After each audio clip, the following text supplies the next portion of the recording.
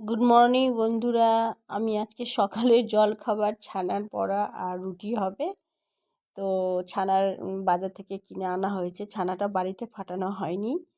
তো যে ছানার বড়া, ছানাটাকে ভালো করে কলের ময়দা দিয়ে বেশ ভালো করে মাখতে হবে। মেখে নিয়ে রসগোল্লার মতো করে গোল গোল করে রসগোল্লা মতো করে করতে হবে। করে নিয়ে আর এই যে ফুলকপি রাখা হয়েছে, কেউ ফুলকপি কেউ আলু, যে যেটা দিয়ে খেতে পারে। তো আমরা আলু দিইনি, হয়তো ফুলকপি দিয়েই হবে। আর ভালো করে তেলে ভেজে নিতে হবে বড়াগুলোকে।